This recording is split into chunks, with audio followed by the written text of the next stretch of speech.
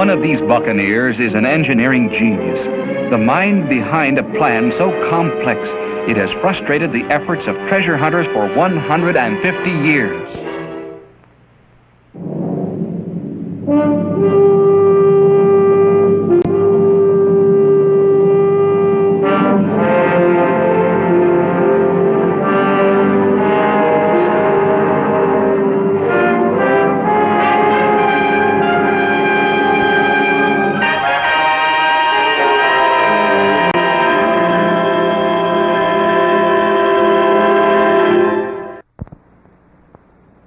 Hi, I'm Bill Burrud. The program is Treasure, and the story is one of the most fantastic treasure tales of all time.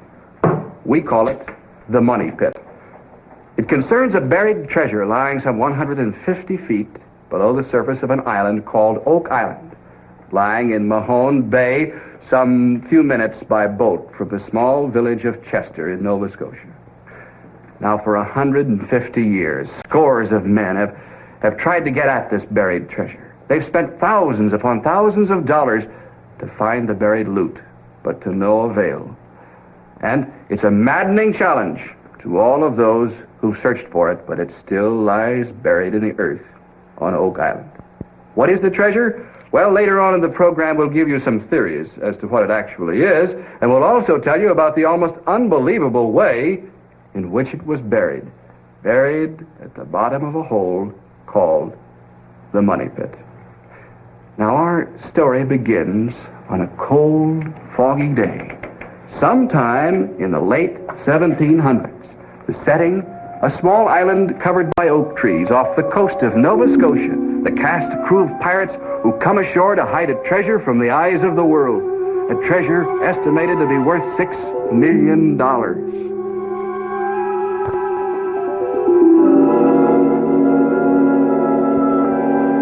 To this lonely, forgotten island came a pirate chief with his motley crew of cutthroats sometime in the latter part of the 18th century.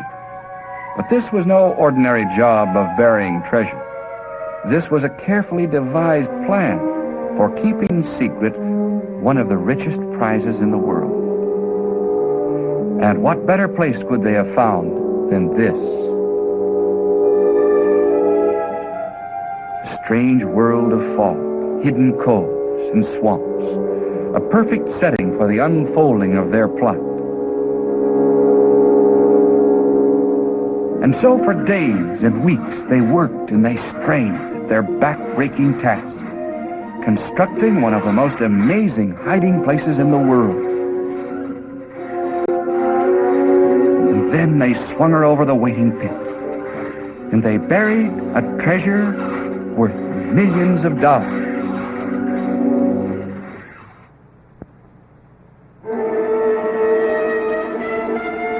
And so the years went by. And then, in 1795, life around Mahone Bay and throughout Nova Scotia had changed very little for the fishermen who had lived here ever since Canada was first settled by white men. These were quiet, industrious people who made their living from the sea and from the land, too. But some of them had heard the stories, the strange stories about the many small islands across the bay.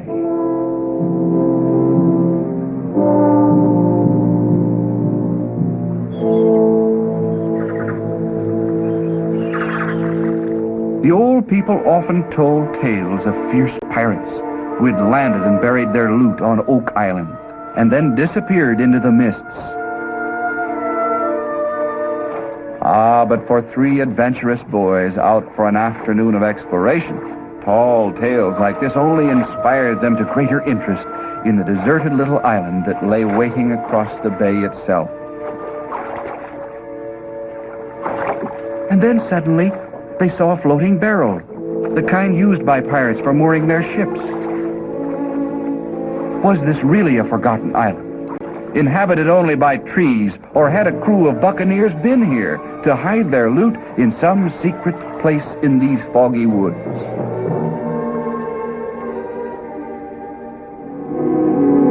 Then there were other surprising things. Suddenly, one of the boys spotted a ship's mooring ring hidden underneath the water near the beach. Exciting discoveries for three young boys, explorers who were destined to make a discovery that would be talked about for over 150 years by treasure experts all over the world.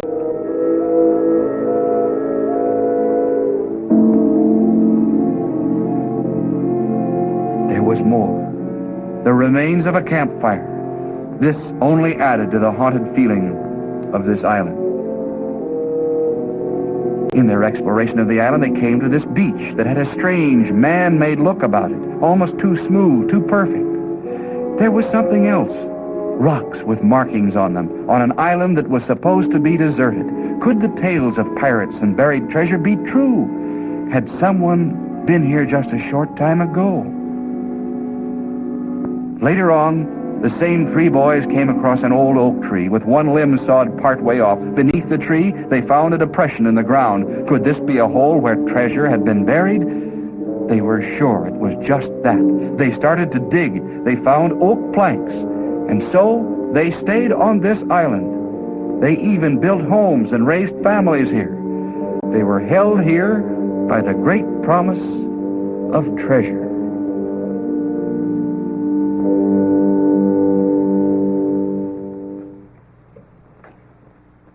Now I want you to meet the man that we sent to follow the path of the three boys who discovered the money pit, Commander Ian Murray.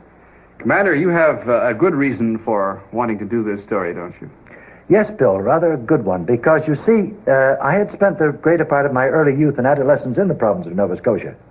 So it was a sort of, you might say, returning to my youth to travel the footsteps again of these three boys. And incidentally, Bill, quite seriously, in all my travels all over the world in search of pirate loot, I can honestly say that the story of Oak Island is the most intriguing of any of them. When you just consider the gigantic task involved in burying this thing, this is enough to amaze even the most ardent treasure hunter. Commander, what about the pirate part of the story? Is there any evidence that would indicate that pirates could bury loot there? Oh, yes, Bill, very, very definitely, because you see, in the early 1700s, the North Atlantic, and particularly around Nova Scotia, was a hiding ground for pirates. Such characters as Captain Halsey out of Boston, Captain Bellamy, and others. And, of course, it was an ideal isolated spot. Where did you begin the journey, Commander? We began our journey, Bill, actually on the site of this fabulous treasure on Oak Island in Nova Scotia.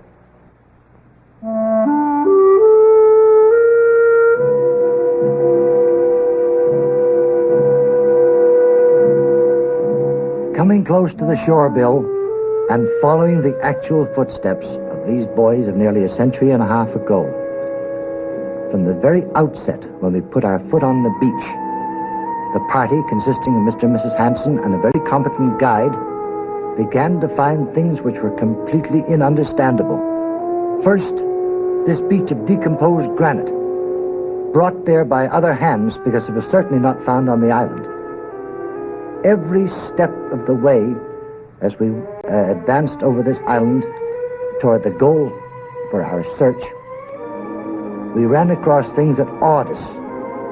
For instance, this dam, built many, many years ago by some of the unfortunate people who had put money into trying to find this loot, built for the purpose of trying to stem the seawater from washing into their channels.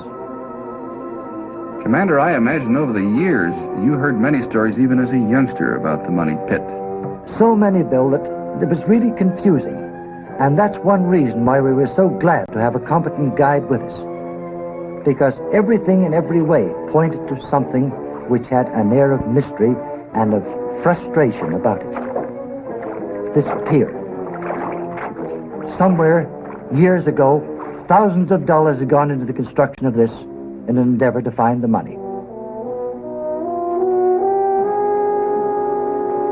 Commander, were there any other evidences of inhabitation on the island? A rather amusing one, Bill, because at this point, we came across, of all things, an apple tree. This had been planted by the three original boys, and it was still bearing fruit. Mrs. Hanson found one of the apples quite succulent on this hot, sunny afternoon. Now, we, of course, are trying to get to the money pit itself, being led by the Nova Scotian guide. Do you see evidences of treasure hunters throughout the island? Everywhere you looked, every foot of the way. Here, for instance, this was the administration of one of the many companies who had sunk thousands of dollars in an endeavor to find the loot. I understand that President Roosevelt, Franklin Roosevelt, actually invested money at one time into the money pit exploration. Yes, back in 1909 when he was a student, he and three other gentlemen put $3,000 together and decided they'd have a quest for this treasure. Like all the others, it was a case of frustration. Every inch of the road which the guide followed on our way toward the money pit, Bill, presented something new and something odd. Here was a pit, a dangerous one, in which many years ago the oxen of the three original boys had fallen into, and they had an awful job getting it out. It was well, indeed, that we had this gentleman with us, as I repeated before, because the island is honeycombed with traces and rocks, holes, pieces of equipment of these frustrated companies who over the years have spent nearly over millions of dollars, Bill, in trying to find the solution to this story.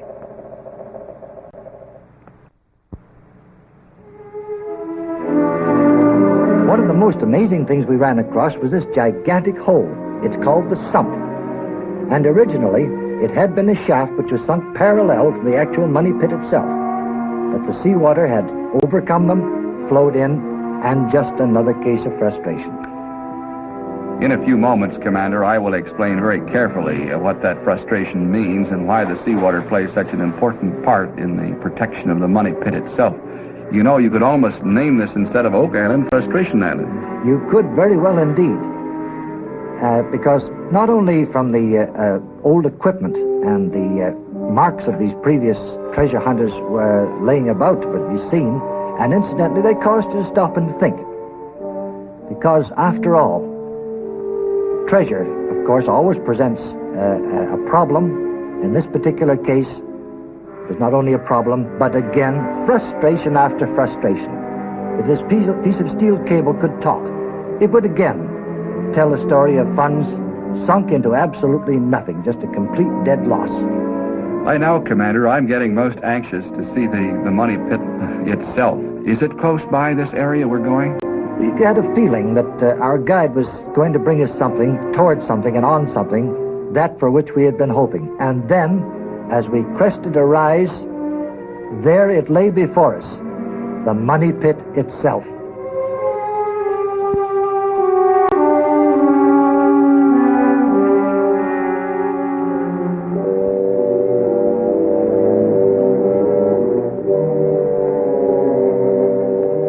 Strange indeed, Commander, that millions of dollars would be spent on this apparent bottomless hole that we're looking at. How deep is it, Commander? Well, it's 35 feet down to the water, and below that it goes down over 150 feet. Were these timbers put there by the pirates? Oh, no.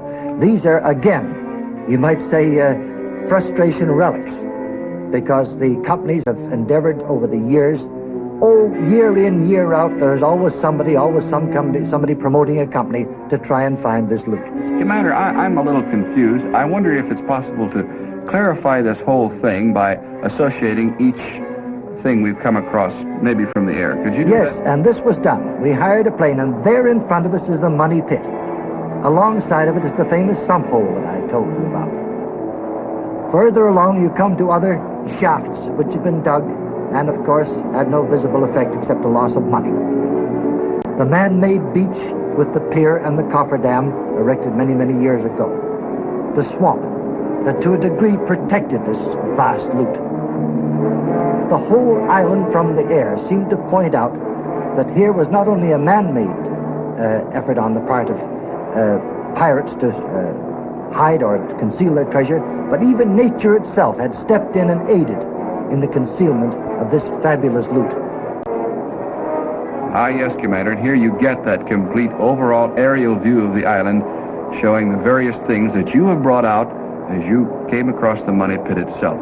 But I think to explain it even further than that, let's take an animated view of the Oak Island itself to see where the money pit is situated. In a moment, an arrow will come up on the screen.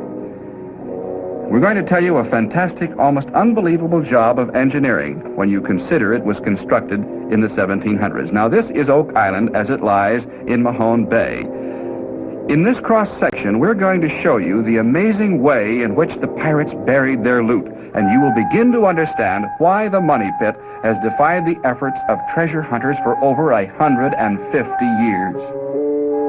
Now, when the three boys found the Money Pit on their trip to Oak Island, they also found that one of the tree limbs above the pit had been used as a support for a rope that undoubtedly was used to lower the treasure into a deep hole. And so naturally, as we said before, they started to dig, certain that they would find a fabulous treasure chest.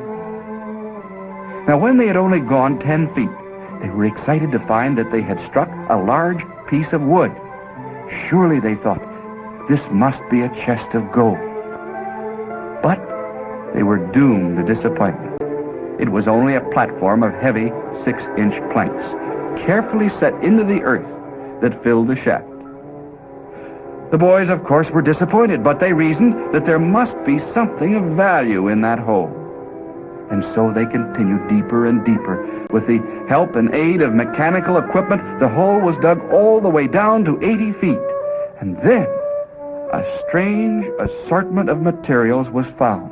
Materials covering a green stone, a layer of coconut fiber, a layer of charcoal, and a layer of ship's putty, all carefully placed to preserve the treasure from the effects of the soil and the water.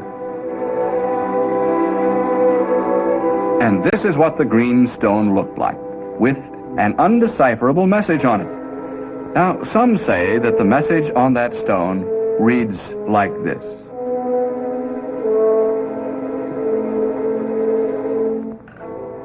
"40 feet below, 2 million pounds are buried." If this translation is true, the treasure at the bottom of that pit is worth almost $6 million. But there are others who say that the message on the stone is really a code that could tell you how to get at the treasure and bring it up, if only you could decipher it. At any rate, the treasure hunters on the island were excited by their discovery of the stone. They continued their digging to a depth of 95 feet. At this depth, they probed with an iron rod. They struck more wood. They were sure they had reached the chamber that held the treasure. Now, this all happened on a Saturday night. The next morning, all the men went to the mainland for church services. They were optimistic, certain that upon their return, they would unearth the most priceless treasure of them all. And then it happened. While they were gone, a strange, unbelievable phenomena was taking place. This was the answer. An artificial beach, built with diabolical cunning by the men who buried the treasure. A beach designed to soak up water from the sea like a gigantic sponge. A beach made of eelgrass and sand and gravel, coconut fiber and rocks, and connected with the treasure pit by a series of rock-lined underground channels. Channels that would slowly but surely pour water into the pit whenever one of them was broken open by the men who were digging for the fabulous prize below.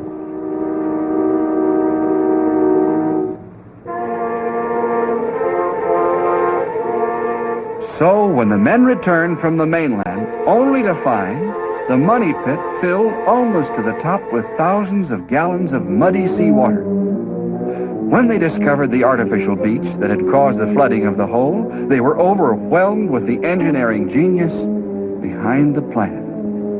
But they wouldn't give up yet. So they started drilling with an auger bit, drilling down deeper and deeper. On the end, it had a long metal shaft. And before long, the bit worked its way into a chamber filled with barrels and boxes. This was the treasure for sure. But because of the tons of water in the pit, they couldn't get at their prize. And so they continued to drill down further. And at a depth of 153 feet, they found that the bit was going through a layer of blue clay, a substance that surrounded a concrete chamber, 5 feet wide, 7 feet high. They were able to determine from pieces of wood brought up by the bit that there was an oak chest in the chamber, and by pieces of gold on the bit, it must have contained some type of coins, thousands of them. By probing with the metal bit, they learned that the chest was 4 feet 6 inches deep. This must mean that it contains the main body of the treasure, they thought. They were elated and frustrated. They had brought up gold. But although they kept on drilling, they were never able to actually see the treasure they had found. Beaten by the artificial beach and its insidious water channels that stood guard over the prize at the bottom of the money pit. Commander, what was that legend you told me about? It's a very pointed one, Bill, and it states that when the last of the oak trees on Oak Island fall into decay, then and only then will the treasure be found. And Bill, this is a most amazing coincidence, because when we left, we photographed the last limb of the last oak tree that remained on Oak Island.